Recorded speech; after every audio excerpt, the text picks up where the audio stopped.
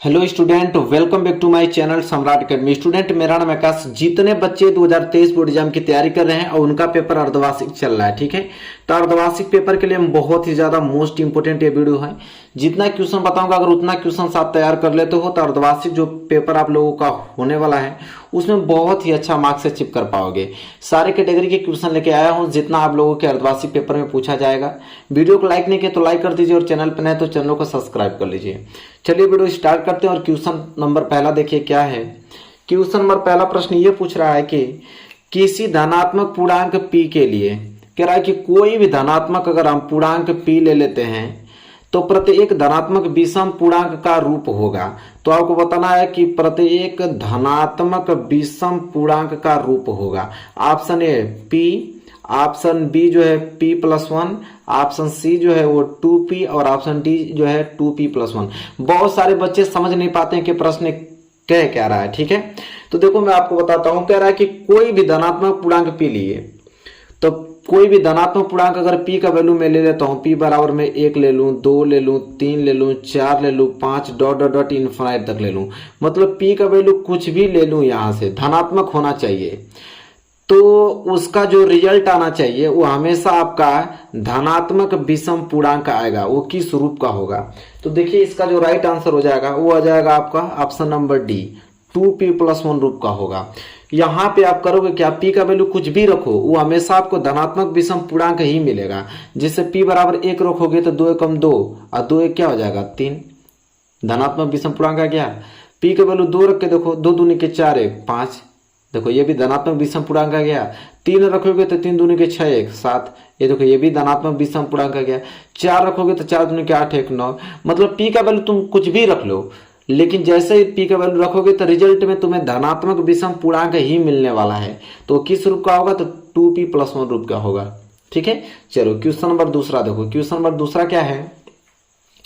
Question number दूसरा कह रहा है कि निम्न में से कौन सा सभाज्य संख्याओं का युग्म है। देखिए बहुत ही ज्यादा सिंपल ये क्वेश्चन पूछा है। सभाज्य संख्याओं का युग्म है। हमेशा आप लोगों को बताते आया हूं कि जब ये सभाज्य संख्याओं का युग्म पूछे तो आप समझ लेना कि दो संख्याओं का, जिनका दो संख्याओं का एचसीएफ क्या हो, एक हो, वही सभाज्य संख्या का युग्म बनाते हैं। तो इसका राइट आंसर हो जाएगा ऑप्शन नंबर बी। आप चेक कर सकते हो, ऑप्शन नंबर 20 क्वेश्चन का राइट आंसर हो जाएगा, क्योंकि 18 और 25 का एचसीएफ क्या होगा?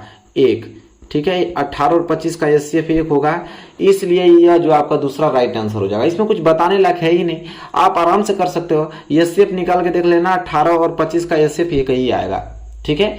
इसका राइट आंसर हो जाएगा बी। और यह जो आपको दिखाई दे रहा है ऑप्शन, इसका एचसीएफ कभी 1 नहीं आएगा।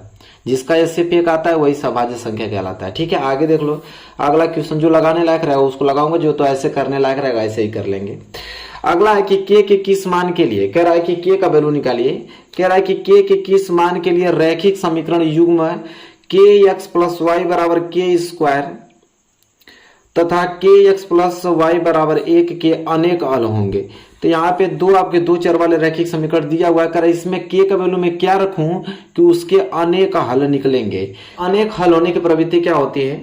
तो अनेक हल होने की होती है a1/a2 बराबर होता है b1/b2 के, और यह बराबर होता है आपका c1/c2 के। यह आपका अनेक हल होने की प्रवृत्ति होती है। यहाँ पे दो इक्वेशन दिया हुआ है, दोनों इक्वेशन से हम लोग क्या करेंगे, a1 b1 c1 a2 b2 c2 की वैल्यू निकाल लेंगे। इसकी बात करें इस इक्वेशन की, तो यहाँ पे देखिए a1 बराबर आपका निकल जाएगा k, b1 बराबर यहाँ पे y है, y के आगे कुछ नहीं है तो 1 छिपा है, तो इसलिए b1 बराबर 1 हो जाएगा, और c1 बराबर आपका k² हो जाएगा, ठीक है। अगर इसी तरह हम इसकी बात करें, इस इक्वेशन से निकालें, तो यहाँ से निकलेगा आपका a2 बराबर क्या है, x के आगे कुछ नहीं है तो 1 छिपा 1 हो जाएगा। और b2 की बात करें तो b2 बराबर हो जाएगा यहाँ पे k, और c2 बराबर क्या हो जाएगा 1। अब आपको यहाँ पे रख देंगे, k का वैल्यू निकल जाएगा। a1 की वैल्यू क्या है k, बटे a2 की वैल्यू कितना है 1, बराबर b1 का वैल्यू कितना है 1, और b2 की वैल्यू है k, बराबर c1 की वैल्यू है k², और बटे में c2 की वैल्यू 1। आप चाहोगे तो बस यहाँ से आप k का वैल्यू निकाल दोगे। तो देखो k का k में गुणा करेंगे तो k² बराबर 1 का गुणा 1 में करेंगे तो 1 हो जाएगा, ठीक है। यहाँ से अगर k का वैल्यू निकालते हैं, k बराबर यह वर्ग है तो उधर जाएगा, तो 1 जो है वर्गमूल में आ जाएगा, और वर्गमूल हमेशा प्लस और माइनस में आता है, ठीक है। तो के बराबर क्या आ जाएगा, प्लस माइनस 1 का वर्गमूल 1 ही होता है। तो देखिए के का वैल्यू प्लस माइनस 1 दिया हुआ है क्या, तो ऑप्शन में देखिए प्लस माइनस 1 दिया हुआ है, इसलिए यह जो है आपका क्या हो जाएगा, राइट आंसर हो जाएगा। तो देखो इतना छोटा छोटा क्वेश्चन पूछेगा, आप आराम से कर पाओगे इसको, ठीक है। चलो क्वेश्चन नंबर देखो चौथा, क्वेश्चन नंबर चौथा बहुत ही ज्यादा छोटा क्वेश्चन है, मैं यहीं पे हल कर देता हूं इसको। कह रहा है कि द्विघात समीकरण 3x² माइनस के 6x प्लस 4 बराबर 0 का विविधकर है। तो देखो यहाँ पे विविधकर पूछा है, तो विविधकर का फॉर्मूला आप लोगों को मालूम रहेगा, तभी आप विविधकर निकाल पाओगे। तो देखो विविधकर को हम डी से डिनोट करते हैं। विविधकर डी बराबर होता है b² माइनस के 4ac, ठीक है। अब बहुत ही ज्यादा सिंपल है, यहाँ से आप abc के वैल्यू निकाल दीजिए। तो यहाँ a बराबर कितना हो जाएगा 3, b बराबर हो जाएगा आपका माइनस के 6 और c बराबर हो जाएगा 4। अब यहाँ पे आप रख दो सिंपल, आपका पूरा आंसर आ जाएगा। तो d बराबर क्या हो जाएगा b², b क्या है यहाँ पे माइनस के 6, तो माइनस के 6 का होल स्क्वायर माइनस 4 गुणे a कितना है 3 और c कितना है 4। तो यहाँ से d बराबर हो जाएगा माइनस 6 का स्क्वायर करेंगे तो प्लस के 36 माइनस 4 3 12 और 12 चौक 48।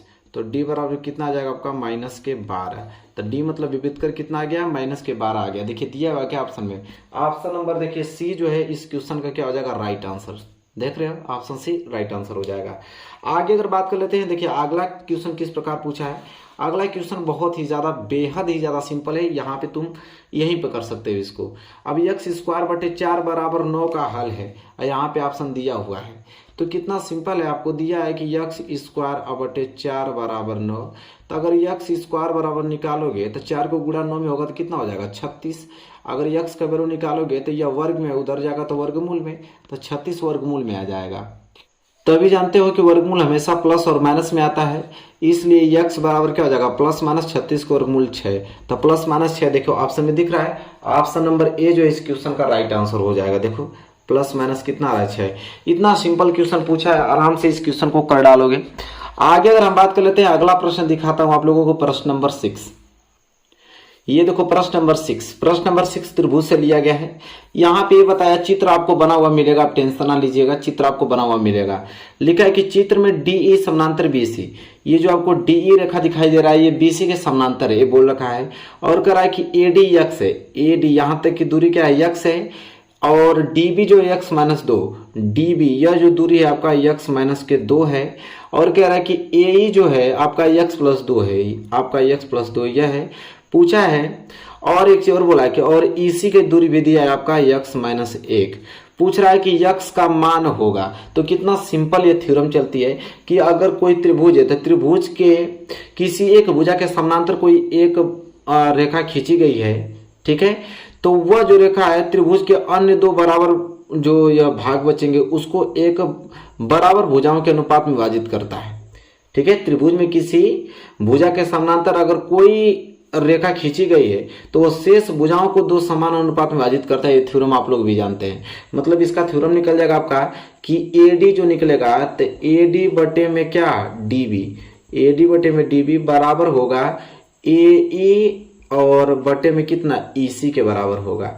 ये थ्योरम चलती है, समान अनुपात में बात करेगी, इसके बटे में इतना जो होगा उसी के इतना बटे में इतना होता है, बराबर चलता है। तो देखिए सिंपल आप लोगों को अब यहाँ पे मान रख देंगे, अब सिंपल हल करना है, सिर्फ इसका गुणा इसमें कर दीजिए।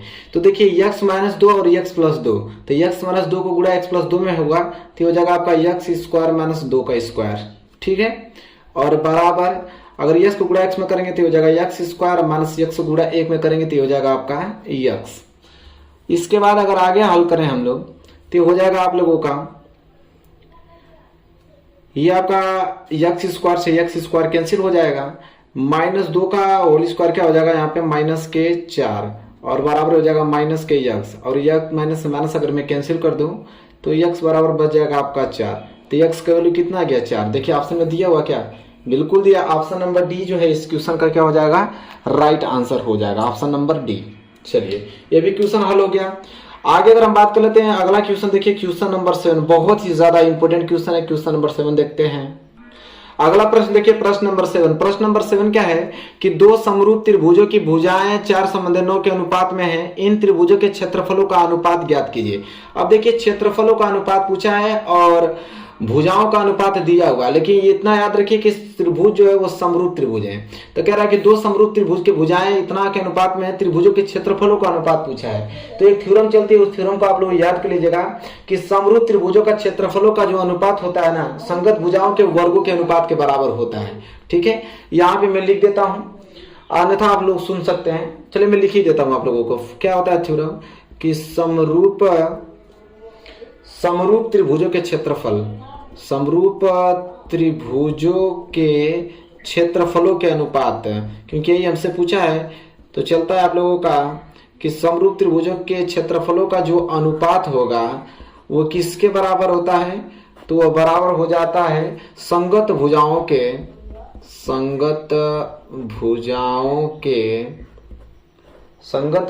के वर्गों के अनुपात के बराबर होता है, वर्गों के अनुपात के बराबर होता है।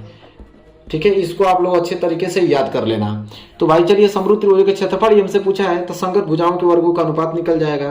तो संगत भुजाओं का कितना है, 4/9, तो यहाँ पे हो जाएगा 4/9। इसका भी वर्ग कर देंगे और इसका भी वर्ग कर देंगे, सिंपल। तो हो जाएगा 4 चौको 16 और 9 81, आ जाएगा आपका 16/81, सिंपल। देखिए दिया है क्या, ऑप्शन नंबर सी जो है इस क्वेश्चन का राइट आंसर हो जाएगा, दिख भी रहा है ऑप्शन नंबर सी इस क्वेश्चन का राइट आंसर। तो देखिए कितना सिंपल क्वेश्चन है, आप आराम से कर जाएंगे इसको। ठीक है, तो जब भी आप लोगों को त्रिभुजों के क्षेत्रफलों का अनुपात पूछे तो संगत भुजाओं का जो अनुपात दिया होगा उसका वर्ग कर देंगे, त्रिभुज के क्षेत्रफलों का अनुपात निकल जाएगा। चलिए आगे बढ़ते हैं। अगला प्रश्न देखिए, बहुत ही ज्यादा इंपॉर्टेंट क्वेश्चन है, प्रश्न नंबर 8।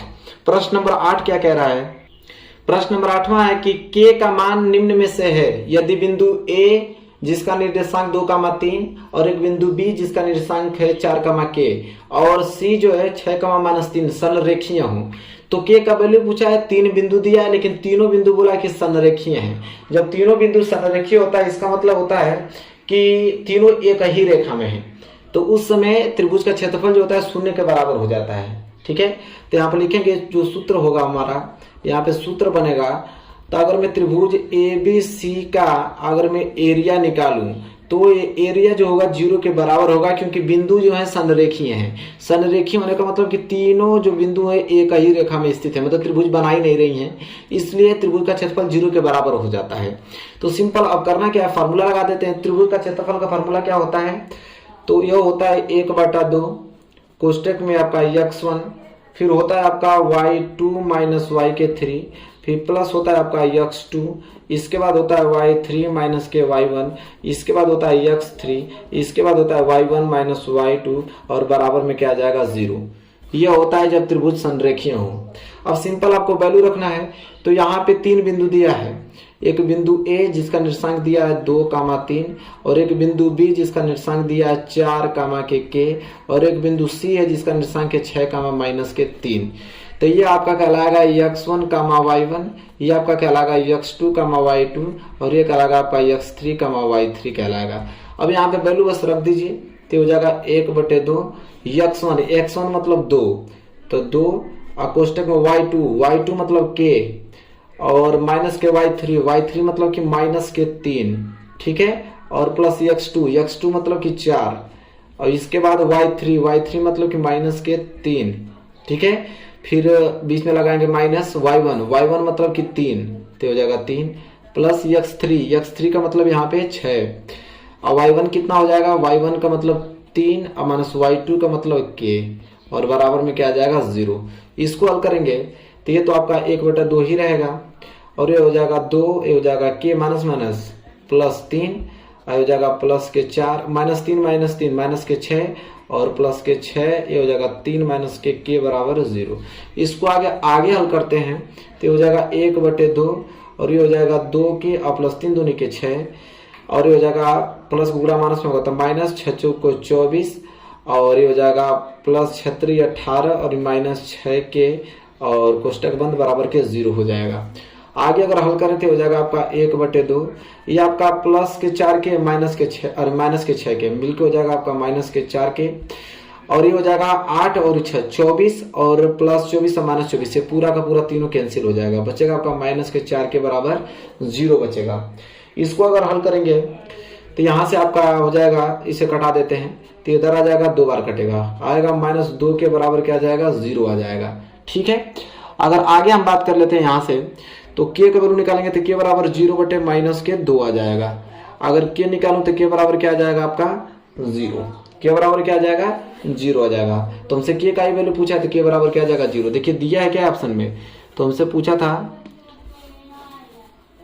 यही वाला प्रश्न था, तो के बराबर क्या गया 0, इसलिए ऑप्शन नंबर सी जो है इस क्वेश्चन का क्या हो जाएगा, राइट आंसर हो जाएगा।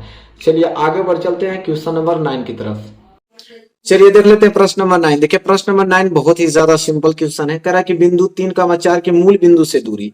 अब मूल बिंदु से दूरी पूछा है, तो मूल बिंदु का दूरी जो होता है 0,0 होता है, और एक बिंदु दिया है आपका 3,4। अब इन दोनों के बीच की दूरी पूछ रहा है, इसका नाम कोई दे देते हैं ए, इसका नाम दे देते हैं बी, मतलब ए बी के बीच की दूरी पूछ रहा है। तो ए बी के बीच की दूरी मतलब दो बिंदुओं के बीच की दूरी का फॉर्मूला क्या होता है, x1 माइनस x2 का होल स्क्वायर और प्लस y1 माइनस y2 का होल स्क्वायर। यही तो होता है, सिंपल रख देना है। यहाँ पे रखेंगे तो x1 मतलब 0 माइनस x2 मतलब 3 का क्या हो जाएगा whole square, plus y1 0 minus y2 4, y2 क्या है 4 का क्या हो जाएगा यहाँ पर होल स्क्वायर।